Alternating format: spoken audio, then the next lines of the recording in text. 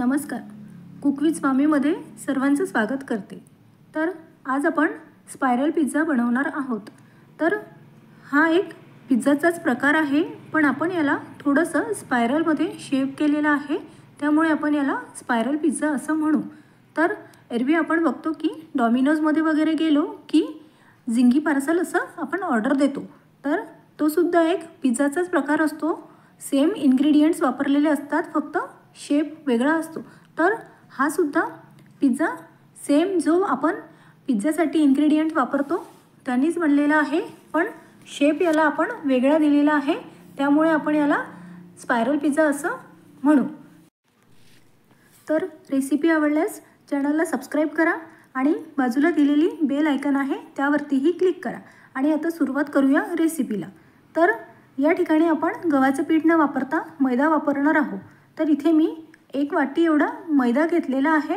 त्यामध्ये एक अर्ध्यापेक्षाही कमी चम्मच एवढी साखर घातलेली आहे आणि थोडंसं चिमूटभर असं मीठ घातलेलं आहे. आणि त्यानंतर थोडंसं आपण वरून तेल टाकून घेऊ आणि हे पूर्ण पदार्थ छान मिक्स करून घेऊ. तर अशा पद्धतीने पूर्ण तेल मैद्याला कोट झालं पाहिजे आणि मैद्यामध्ये थोडंसं मॉइश्चर आलं पाहिजे. अशा पद्धतीने आपण मैद्याला छान मिक्स करून घेऊ.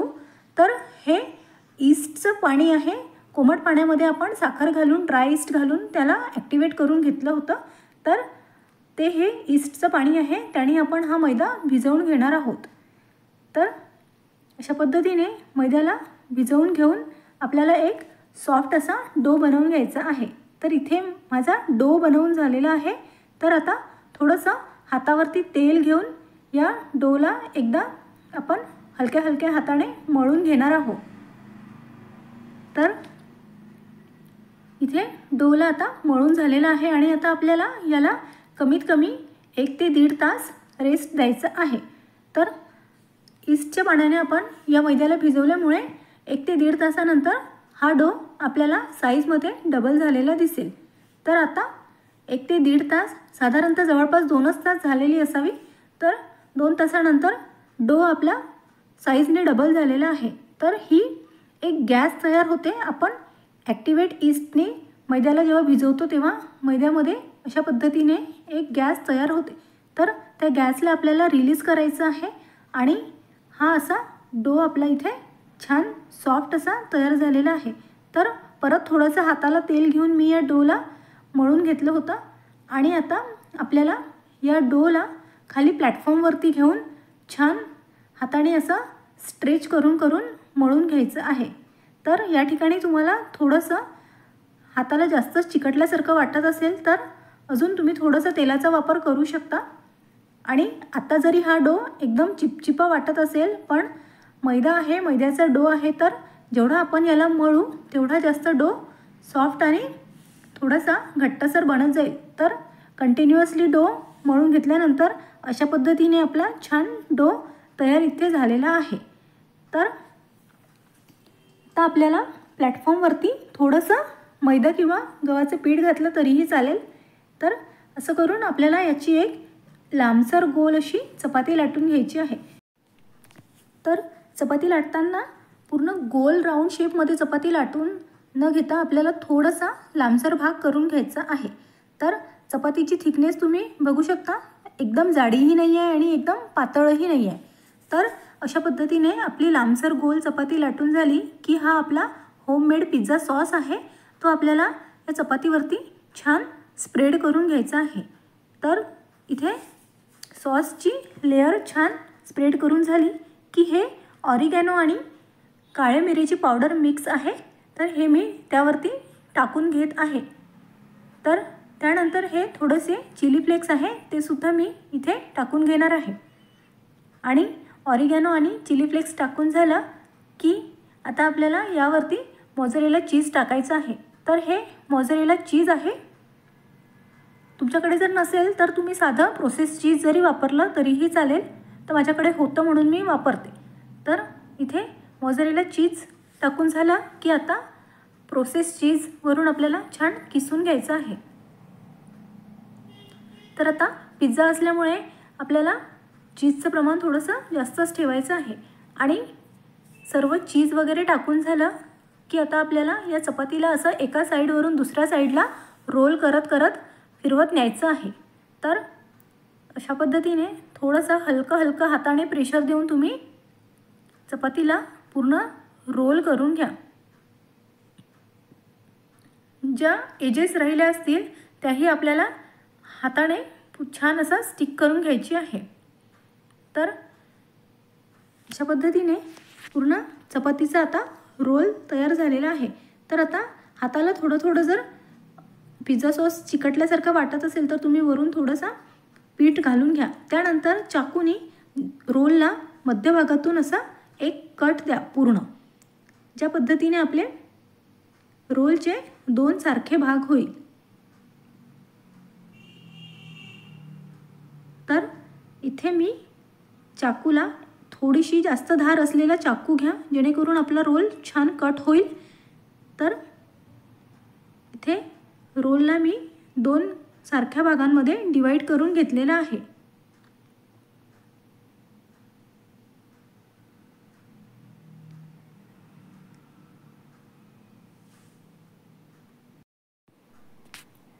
तर आता आपल्याला 2 रोलपैकी एक रोल असा म्हणजे त्याची जी फिलिंगची बाजू आहे ती खालच्या साईडला घेऊन जी प्लेन बाजू आहे ती वरच्या साईडला करून घ्यायची आहे। तर आता आपण एका रोलला असं पालथं करून घेतलं की हे मेल्टेड बटर आहे। तर बटरच्या ऐवजी तुम्ही तेल किंवा तूपही वापरू शकता। तर असं प्लेन बाजूला आपल्याला पूर्ण छान बटर लावून घ्यायचं आहे आणि त्यानंतर दुसरा रोल आपल्याला त्या पहिल्या रोलवरती अशा पद्धतीने ठेवून घ्यायचा आहे की फिलिंगची बाजू वर येईल आणि जी प्लेन बाजू आहे ती खाली राहील। तर अशा पद्धतीने आपल्याला दोनही रोल हलक्या हाताने एकमेकांना चिपकवण्याचा प्रयत्न करायचा आहे। गरज पडल्यास तुम्ही इथे कोरड्या पिठाचाही वापर करू शकता। तर त्यानंतर आता रोलला आपल्याला कुठल्याही एका बाजूला पकडून ज्या पद्धतीने मी असं स्पायरल शेपमध्ये त्याला फिरवत आहे तर त्याच पद्धतीने आपल्याला असं फिरवून घ्यायचं आहे। तर अशी ज्या पद्धतीने एखादी दोरी असते त्या पद्धतीने आपल्याला या रोलला शेप द्यायचा आहे। तर शेप देऊन झाला की आता आपल्याला एखाद्या जास्त धार असलेल्या सुरीने त्या शेपला सारख्या पार्ट्समध्ये डिवाइड करून घ्यायचं आहे। तर खूप छोटे जर तुम्ही पार्ट्स कट केले तर त्याला स्पायरल शेप एकदम दिसून पडणार नाही। तर त्यामुळे थोडेसे मीडियम साईजचे शेप कट करा। मी थोडेसे मोठ्या साईजचेच शेप कट केले। तर अशा पद्धतीने माझे 4 सारखे शेप्स इथे स्पायरल शेप्स कट झालेले आहे। तर आता आपल्याला इथे यावरती थोडंसं हलकं कोरडं पीठ टाकून घ्यायचं आहे आणि प्रत्येक पार्टला आता आपल्याला त्या पिठामध्ये घोळून घ्यायचं आहे आणि एखादी बाजू जर निघाली असेल तर त्यालाही आपल्याला स्टिक करून घ्यायचं आहे। तर अशा पद्धतीने 4ही शेपला मी कोरड्या पिठामध्ये घोळून घेत आहे।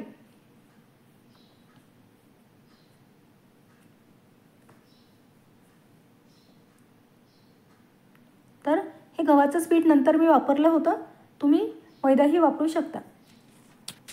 तर आता इथे एक कढई गरम करायला ठेवली होती, त्यामध्ये तळाशी मीठ घातलं होतं आणि एका स्टँडवरती ही एक डिश ठेवून घेतली होती आणि त्यानंतर आपल्याला जे आपण शेप्स कट केले आहे ते बेक करायसाठी असे ठेवून घ्यायचे आहे।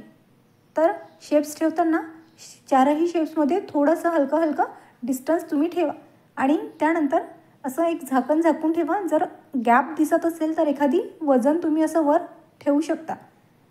तर आता 2 ते 3 मिनिटानंतर मी थोडंसं चेक केलं होतं की स्पायरल्स आपले बेक होत आहे की नाही। तर इथे आता आपले काही % स्पायरल्स छान बेक झालेले आहे। तर इथे मी परत थोडंसं 5 ते 7 मिनटं त्याला बेक करून घेणार आहे। तर इथे मी थोडं बघितलं होतं की आपले स्पायरल पिझ्झा खाली स्टिक झाले की नाही, पण आपले स्पायरल पिझ्झा खाली चिपकलेले नव्हते आणि खालच्या बाजूनी छान बेक झालेले होते. तर आपण बेक करायला जेव्हा पिझ्झा ठेवला होता तर डिशला तुम्ही थोडंसं तेलाने ग्रीस करू शकता. तर स्पायरल पिझ्झाला आपण फ्लिप करून दुसऱ्याही बाजूला आपल्याला थोडंसं एक 3 ते 4 मिनटं थोडं हलकं बेक करून घ्यायचं आहे. तर अशा पद्धतीने आता आपले पिझ्झा छान पूर्ण बेक झालेला आहे.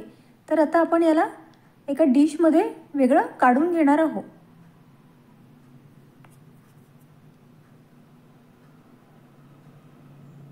तर अशा पद्धतीने तुम्ही बघू शकता की मैद्याचे असल्यामुळे कलर खूप छान आलेला आहे आणि आपला स्पायरल पिझ्झा आतमधूनपर्यंत खूप छान बेक झालेला आहे.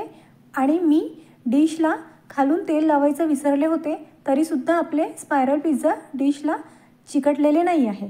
तर अशा पद्धतीने एक काहीतरी न्यू इन्व्हेन्शन म्हणून स्पायरल पिझ्झा तुम्हीही ट्राय करा आणि तुमच्या मुलांना द्या. तर इथे मी एक पिझ्झा तुम्हाला कट करून दाखवते. तर अशा पद्धतीने आपला छान चीजी स्पायरल पिझ्झा रेडी झालेला आहे.